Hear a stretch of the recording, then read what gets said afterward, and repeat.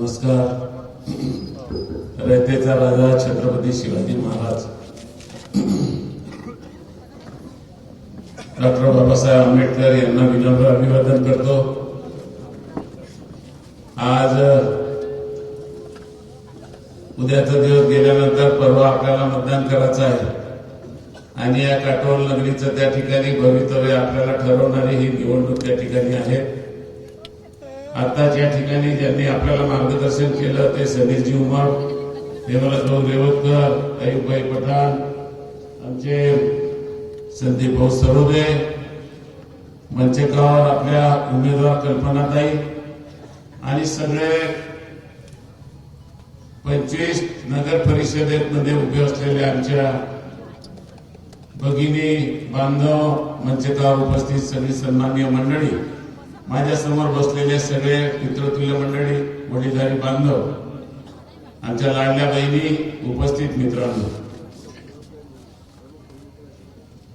समीर भाऊनं सांगितलं पुष्कळ सर, बाकीचं मी सांगण्याचा प्रयत्न करतो. या ठिकाणी या गावामध्ये 2002 मध्ये जेव्हा आपण सार्वत्रिक निवडणुकीमध्ये मला या ठिकाणी संधी दिली, त्या दिवसापासून एकच विचार होता, या गावामध्ये जन्माला आल्यानंतर या कर्जाची परतफेड आपण केली पाहिजे आणि हे गाव सुंदर बनवलं पाहिजे. अशा प्रकारचं काम त्या ठिकाणी गेल्या काळामध्ये त्या ठिकाणी मी करत होतो. आज 2024 ची निवडणूक झाली. मोठ्या मताधिक्याने तुम्ही मला विधानसभेमध्ये पाठवलं. या गावाचं पुष्कळ काही काम आपण केलेलं आहे, परंतु मूळ काम त्या ठिकाणी आपलं व्हायचं आहे. काही अधिकार माझ्याकडे पहिले सीमित होते, आता असीमित अधिकार आपण त्या ठिकाणी दिलेले आणि त्याच्या माध्यमातून या गावाला पुष्कळ काही करण्यासारखं आता आहे आणि त्याकरता ही निवडणूक त्या ठिकाणी तुमच्याकरता महत्वाचं आहे. काही मंडळी आता कल्पनाबाईवर त्या ठिकाणी टीका करते. आता ती बीएड झालेली आहे, संदीप सरोदेची पत्नी बीएड झालेली आहे, ती पोस्ट ग्रॅज्युएट आहे. आता या मुलींनी बीएड झाल्यावर, पोस्ट ग्रॅज्युएट झाल्यावर भांडे घासायचे का? तर त्यांनी त्या ठिकाणी आपल्या शैक्षणिक पात्रतेनुसार जर त्या ठिकाणी नोकरीला अर्ज केला, संस्थेमध्ये अर्ज केलेला आहे आणि त्या संस्थेचा काय होणार होतं, काय नाही होणार होतं, सगळ्या राज्य सरकारने मान्यता दिली आणि हायकोर्टामध्ये कोणी मंडळी गेली तर त्या हायकोर्टाने त्या ठिकाणी मंजुरी त्या ठिकाणी दिली. यांनी कोणतं पाप केलाय? अरे या देशमुखाच्या घरामध्ये जितक्या शिक्षण संस्था आहे सगळे घरचे तर लागलेले आहेत त्या ठिकाणी आणि याच्या घरी तर कोणी नोकरीला नाही आहे.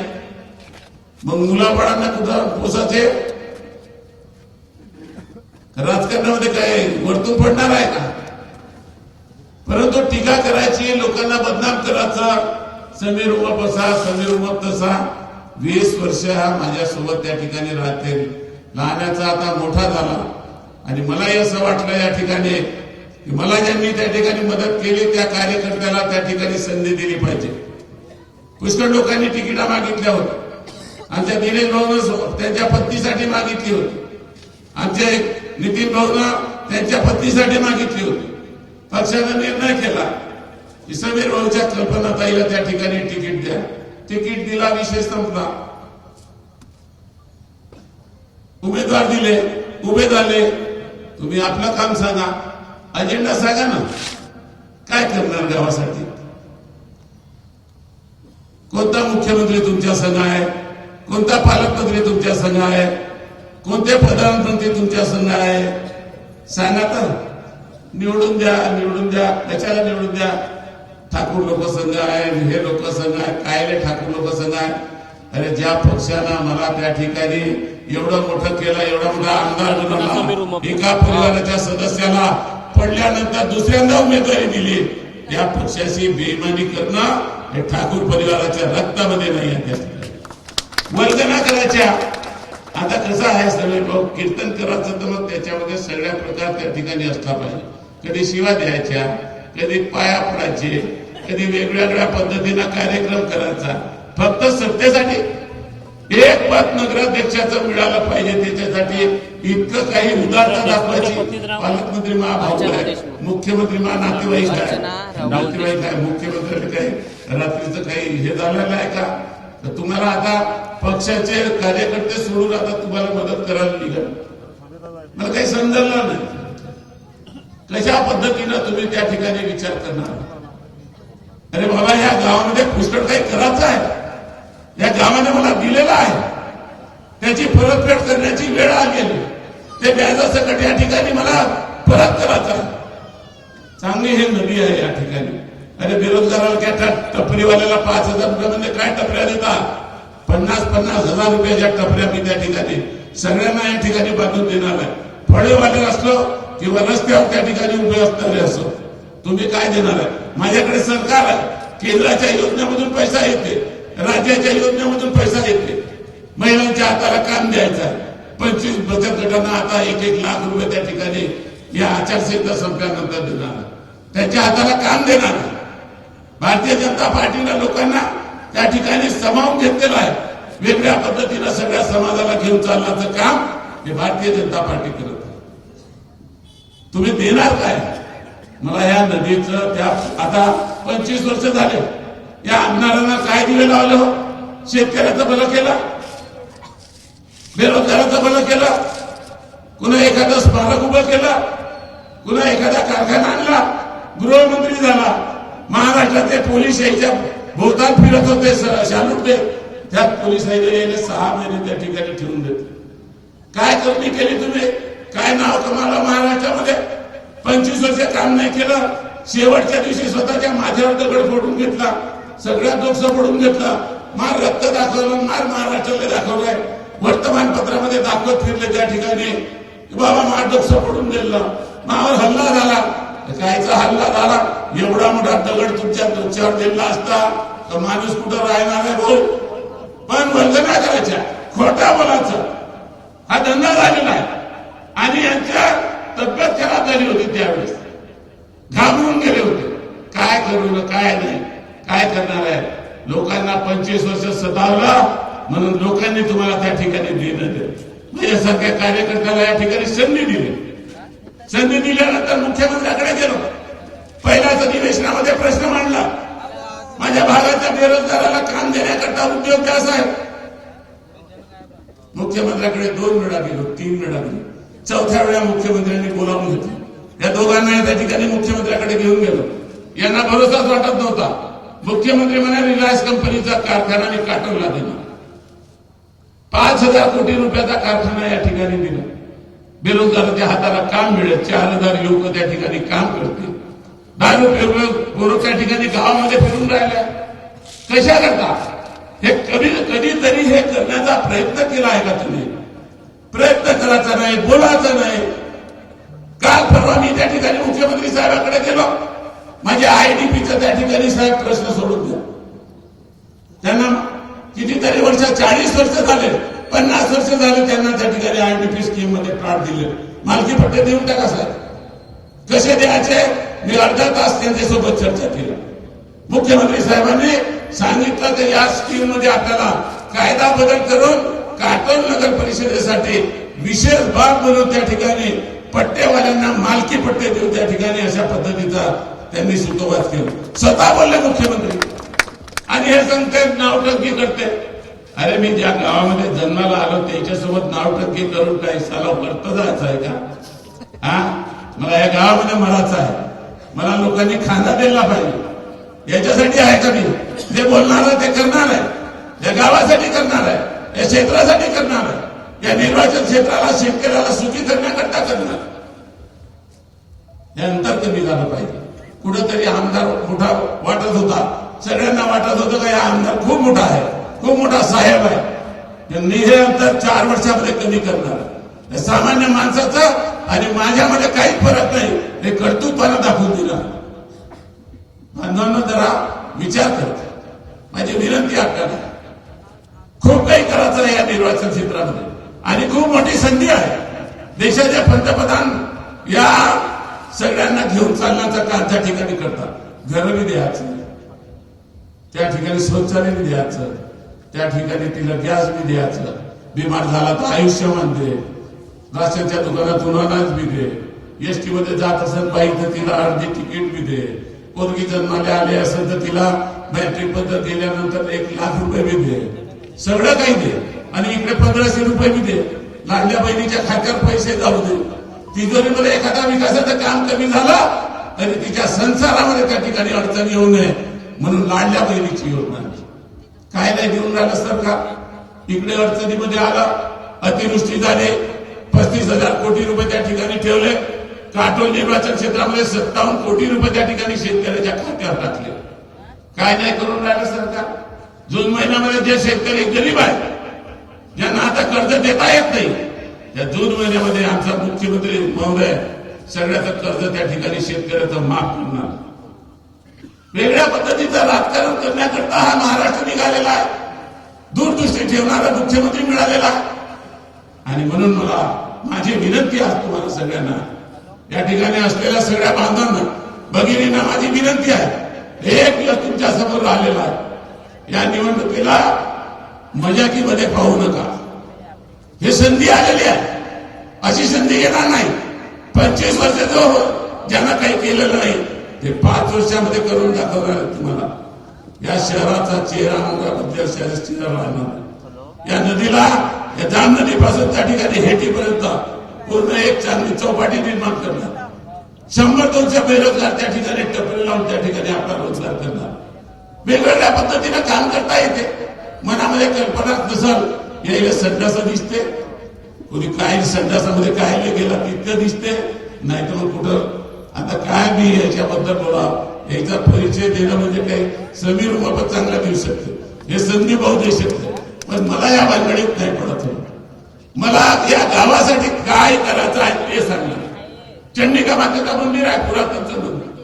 आता आमच्या नवीराच्या बहिणीनं त्या ठिकाणी परवाच्या दिवशी गेलो.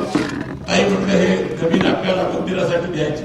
ताईनं एका मिनिटामध्ये 1 कोटी 1 लाख रुपयामध्ये त्या ठिकाणी जमीन देण्याचं कबूल केलं. आता ती सिनेमा टाकी त्या ठिकाणी तोडल्यानंतर त्याचे सगळं सामान त्यांना देणार आणि मोठे 5 कोटी रुपये 20 कोटी रुपये खर्च करून 5 मजल्याची बिल्डिंग त्या ठिकाणी यात्री निवासची बांधणार. चांगल्या प्रकारचं क्षेत्र झालं पाहिजे, चांगल्या प्रकारचं या गावामध्ये चांगलं दिसायला पाहिजे.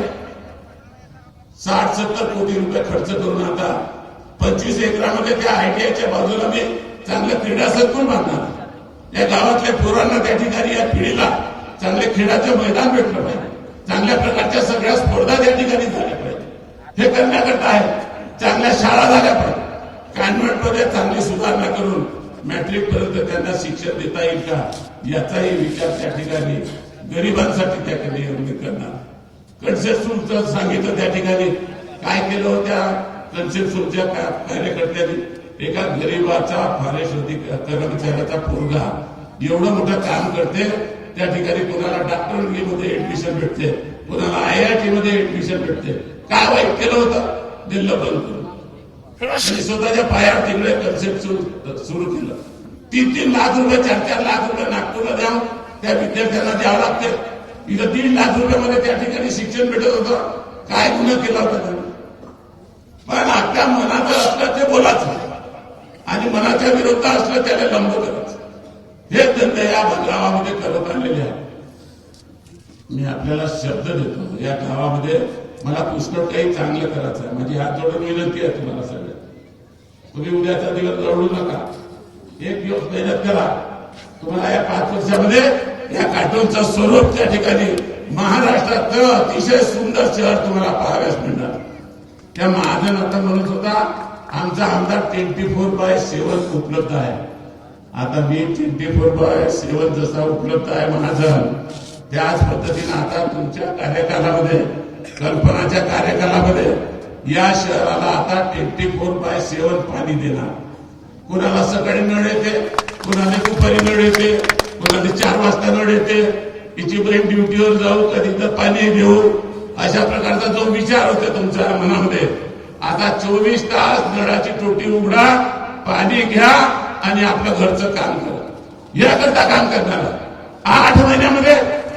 या विरोधी वाल्यांना माझा प्रश्न आहे, 8 महिन्यामध्ये याचा आपल्या घराचं नळ चालू करता. कधी आंघोळ करा, चांगलं डोकं थंड करा त्याच्यावर आणि चांगल्या पद्धतीनं पाणी 12 तास घ्या, 24 तास घ्या. हे काम मला करायचं. या गावामध्ये चांगलं काही करण्यासाठी खूप काही आहे, बोलण्यासाठी भरपूर आहे, पण करण्यासाठी तुमच्याजवळ काही नाही. हो, कशाला फालतू इथं लोकांचा वेळ खराब करता राहतो. राहू द्या ना, 5 वर्षानंतर पाहिजा. या ठिकाणी सांगा तुम्ही त्यांना, जाऊन त्यांच्या घरी जाऊन सांगा, पुढच्या 5 वर्षांना तुमच्या बाईने उभे करता. भाऊ, आता वाटी जाऊ नका. आता कल्पनाला त्या ठिकाणी निवडून द्या. उद्याचा दिवस तुमच्याकरता आहे, महत्वाचा आहे. बोलून राहिला मी आपल्या आत्म्याच्या आवाजामधून बोलून राहिलो आहे. मी काही करण्याचा खूप मोठा संकल्प केलेला आहे. दिल्लीमधून असो, महाराष्ट्राच्या तिजोरीतून असो किंवा जिल्ह्याच्या नियोजनमध्ये असो, तुम्हाला पैसा कमी पडू देणार नाही. या गावाकडे कायचा टॅक्स वाढवला, काय वाढवला, सगळे एका दिवसामध्ये हे करून टाकले. काय चिंता करायची गरज नाही. लोकांच्या खिशातून पैसे काढून म्युन्सिपाल्टी चालवण्यासाठी नाही आहे. लोकांच्यासाठी पैसा आणून त्यांच्या घरामध्ये आनंद देण्याकरता मी या ठिकाणी आहे. खूप वर्षाचा या ठिकाणी पट्ट्याचा प्रश्न होता. गरिबांना पट्टे मिळत नव्हते. आता अर्जुन नगर आहे, मरामाई नगर आहे, आमची ते 4 नंबर शाळेची कॉलनी आहे, हनुमान नगर आहे, इकडे बाकीचे शहर आहे. सगळ्यांना कायमचे पट्टे 2 महिन्यामध्ये या ठिकाणी एकही पट्टा धारक या गावामध्ये त्या ठिकाणी उरटला नाही. अशा प्रकारचं पट्टे वाटप करणार.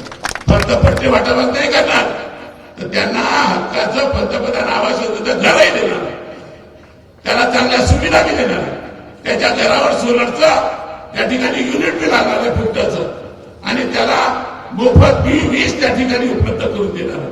ज्यांना ज्यांना पंतप्रधान आवास योजनेचे घरं दिले त्या सगळ्यांच्या घरावर त्या ठिकाणी सोलरचं युनिट लावून त्यांना हरदमचं त्या ठिकाणी विजेचं बिल त्या ठिकाणी त्याच्या घराचं त्याची सोय मी करून देणार. हे करण्याकरता आहे आणि हे करण्याकरता संधी द्या. खूप भाषण झाले असतील गावामध्ये, अधिक उद्या ऐकून घेजा. त्याला मला अधिक 2-4 शिवा मध्ये देऊन टाका. पहिले ते शिवा ऐकून त्या विधानसभेमध्ये गेलो आणि यायला तर धन्यवाद दिला पाहिजे. शिवा देण्याला तू शिवा देत राह, पण मी त्याला शिवा देणार नाही. त्याच्या शिव्या दिल्यामुळे रोज माझे नाव घेतो.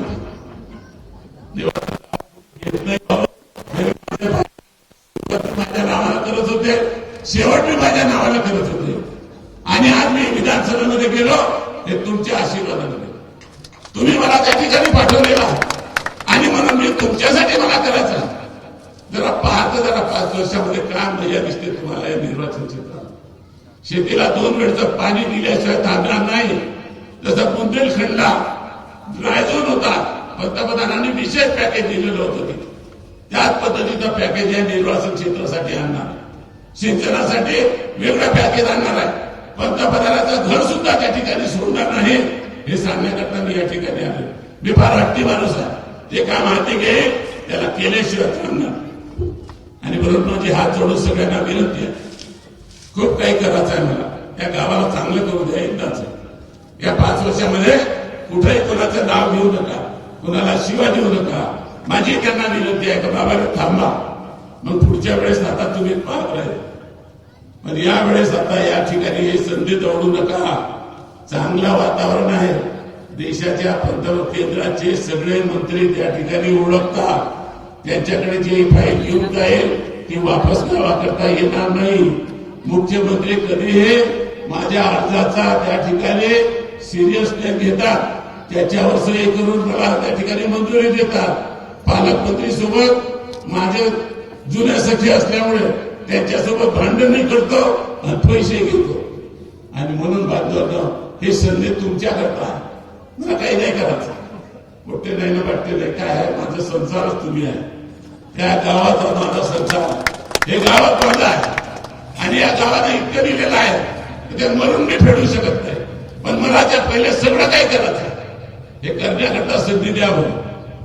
उद्या चुपचाप परवाच्या दिवशी सगळे आपापल्या त्या ठिकाणी सगळ्यांना सांगा आता एकदा आम्हाला कमळाला त्या ठिकाणी पडलं, एकदा द्या सगळ्यांनी त्या ठिकाणी. आमच्या बहिणी इतकी मोठी पोरगी आहे, पोस्ट ग्रॅज्युएट आहे, इंजिनियर सोडून त्या ठिकाणी तिचं 40 लाखाचं पॅकेज होतं ते सोडून काश्मीरमध्ये आली आणि इथे म्हणते मला काका म्हणते मला तुमच्या सोबत त्या ठिकाणी काम करायचं, या गावाची सेवा करायची, या गावामध्ये क्वालिटीचं काम झालं पाहिजे, त्याकरता मला संधी द्या. ती त्याच्याकरता उभी आहे. या बाईला तुम्ही सगळ्यांनी या ठिकाणी उद्या परवा निर्णय घेतला. या बाईला मी आताच सांगतो, या बांधकाम समितीचा हिला सभापती करणार आहे. चांगली इंजिनियर आहे, क्वालिटीचं काम बी झालं पाहिजे. या गावामध्ये चांगल्या पद्धतीचं वातावरण आपल्याला निर्माण करायचं आणि म्हणून बांधवांनो ज्याच्यापर्यंत आवाज जात नसेल हा आवाज तुम्ही उद्याच्या दिवशी त्या ठिकाणी घेऊन जा. सगळ्यांना, सगळ्या बांधवांना माझी विनंती आहे, सगळे उद्या सकाळी उठून सकाळपासून संध्याकाळपर्यंत गावामध्ये कमाड कमाड करत निघा. चेहरा पाहू नका, फक्त कमळाला निवडून द्या. कल्पनाबाईला नगर परिषदमध्ये पाठवा, 25 नगर परिषदचे सदस्य त्या ठिकाणी पाठवा आणि मग आनंद 5 वर्ष या गावाचा पहा. माझी विनंती राहणार आहे, आता चूक करू नका. यावेळेस संधी नाही. हे किती माझ्याबद्दल बोलत असतील समीर भाऊ, पण माझी विनंती सगळ्या गावकऱ्यांना या ठिकाणी आहे की सगळ्यांनी आता त्या दिशेने आता काम करायचं. एक दिवस त्या ठिकाणी उठा, काही चिंता करू नका. मी सगळं काही करणार आहे गावासाठी. माझी कल्पना जी आहे ती मला पूर्ण करू द्या. हीच संधी आहे. नरखेडलाही भारतीय जनता पार्टी निवडून येणार आहे. विश्वास ठेवतात लोक माझ्यावर. निवडणुका लागायच्या पहिले 200-300 कोटी रुपये घेऊन आलो. निवडणुका लागल्याबरोबर तुम्ही निवडून दिल्याबरोबर पटकन 112 कोटीचा प्रस्ताव दिला. 3 नगरपालिका करता पटकन मुख्यमंत्र्यांनी त्या ठिकाणी देऊन टाकलं. मी म्हटलं साहेब कॅबिनेटच्या पहिले पाहिजे ऑर्डर. ठीक आहे, दोन्ही मुख्यमंत्र्यांची उपमुख्यमंत्र्यांची सही घेऊन यायची, घेतली सही आणि 3-3.5 वाजता कॅबिनेट सरकार माझ्या हातामध्ये आदेश दिला 112 कोटी रुपयाचा. किती वर्षापासून त्या नरखेडच्या नगर परिषदेला पिण्याच्या पाणीच्या कंबरवर गड्ड्यातून त्या ठिकाणी पाणी घेत होते. 25-25 वर्ष मुवाड आल्यानंतर त्या गावाला एखादी योजना नाही. नदीचं पाणी पित होते लोक. 32 कोटी रुपयाची योजना त्या गावाला दिली आणि मला या गावाकरता खूप करायचं रे भाऊ. येते का माझा आवाज? येते का बाहेर? माझा आवाज येत असेल माझी विनंती मान्य करा. उद्या दिवसभर तुम्ही या गावामध्ये फिरा आणि एक वेळा या ठिकाणी कमळाचं बटन दाबून परवाच्या दिवशी त्या ठिकाणी सगळे उमेदवार आणि नगराध्यक्षांना निवडून द्या आणि मग या गावाचं त्या ठिकाणी एक चांगला परिसर, या गावामध्ये सगळ्या सुविधा त्या ठिकाणी चांगल्या पद्धतीनं करण्याकरता संधी द्या. इतकी हात जोडून सगळ्यांना विनंती करतो आणि थांबतो. नमस्कार.